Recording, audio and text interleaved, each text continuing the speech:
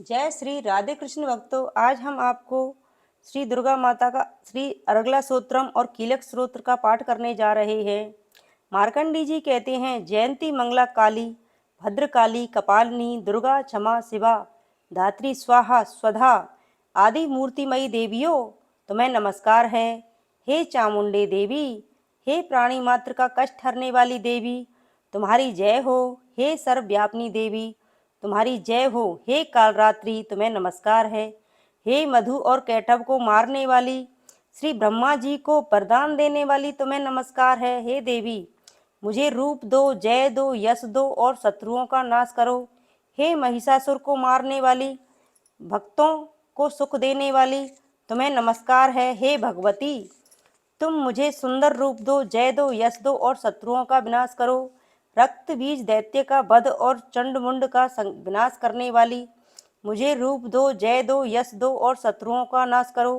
हे शुंभ निशुंभ तथा धूम्रलोचन दैत्यों का मान मर्दन करने वाली, मुझे रूप दो, जय दो, यश दो और शत्रुओं का नाश करो। सभी के द्वारा पूजित युगल चरणों वाली देवी, हे संपूर्ण सौभाग्य देने वाली देवी, मुझे रूप दो, जय दो, यश दो और शत्रुओं का नाश करो। अचिंतनीय रूप और चरित्र वाली, समस्त शत्रुओं का विनाश करने वाली देवी, मुझे रूप दो, जय दो, यश दो तथा शत्रुओं का नाश करो। हे दुखनाशक चंडिके, भक्ति से सदैव नमस्कार करने वालों को तुम रूप दो, जय दो, यश दो और उनके शत्रुओं का नाश करो। हे चंडिके, हे रोगनाशिनी, भक्ति पूर्वक तुम्हारी स्तुति करने वाले भक्तों को रूप दो, जय दो, यश दो तथा उनके शत्रुओं का नाश करो। हे चंडिके, जो भक्ति पूर्वक तुम्हारी पूजा करते हैं उन्हें रूप दो, जय दो, यश दो और उनके शत्रुओं का नाश करो। हे देवी, मुझे सौभाग्य, आरोग्य तथा परम सुख दो और रूप दो, जय दो, यश दो तथा शत्रुओं का नाश करो।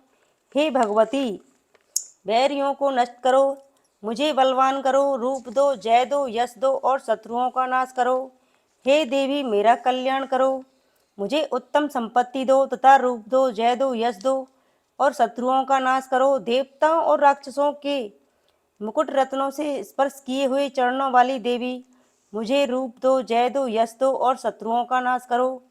हे देवी, मुझे तथा अपने भक्तजनों को विद्यावान तथा लक्ष्मीवान बनाओ तथा रूप दो, जय दो, यश दो और शत्रुओं का नाश करो। हे प्रचंड दैत्यों के गर्भ को नष्ट करने वाली चंडिके, मुझे शरणागत को रूप दो, जय दो, यश दो, शत्रुओं का नाश करो।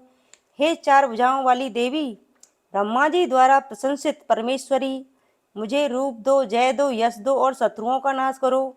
सदैव भगवान विष्णु द्वारा स्तुति की गई हे अंबिके, मुझे रूप दो, जय दो, यश दो और शत्रुओं का नाश करो। हिमालय सुता पार्वती के पति भगवान शंकर से पूजित परमेश्वरी, मुझे रूप दो, जय दो, यश दो, शत्रुओं का नाश करो।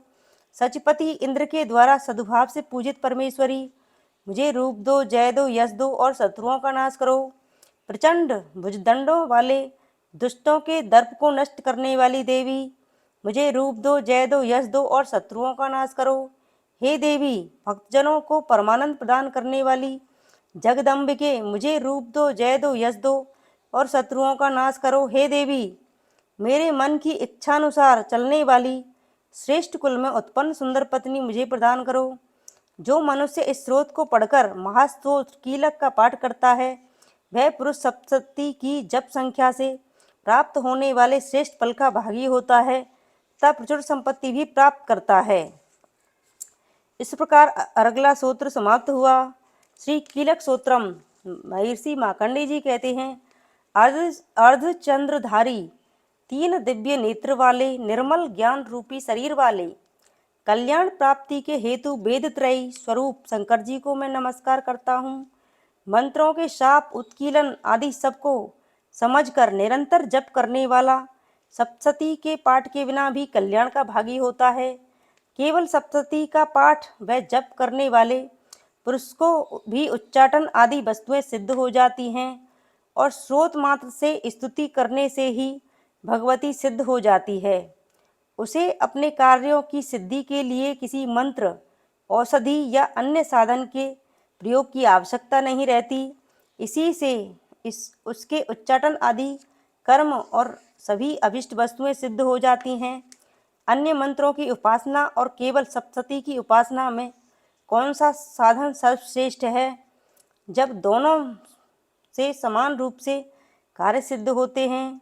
लोगों की इस शंका को सामने रखकर श्री शंकर जी ने कहा कि यह सप्तशती स्रोत ही सर्वश्रेष्ठ है। फिर उन्होंने चंडिका देवी के इस स्रोत को गुप्त कर दिया। इस स्रोत का पाठ करने से अक्षय पुण्य फल प्राप्त होता है। इसलिए जो पुरुष कृष्ण पक्ष की चतुर्दशी या अष्टमी को भगवती की सेवा में सर्वस्व समर्पित कर देता है और फिर उसे प्रसाद के रूप में ग्रहण करता है, उसी से देवी प्रसन्न होती है, अन्यथा नहीं। इस प्रकार श्री शंकर जी ने इस स्रोत को कीलित कर दिया। इसलिए इसका निष्किलन करके जो व्यक्ति इसे नित्य जपता है वह सिद्ध गण या गंधर्व होता है।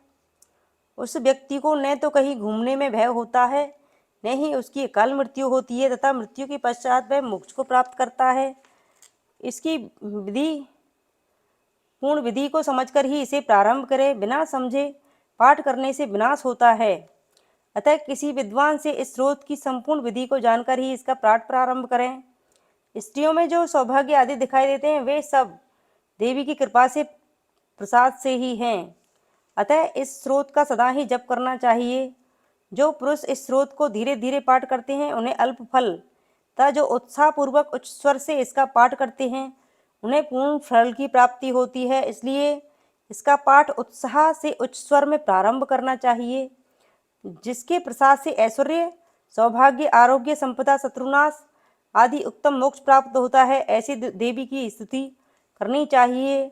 इस प्रकार कीलक स्रोत समाप्त हुआ। जय श्री राधे कृष्ण भक्तों।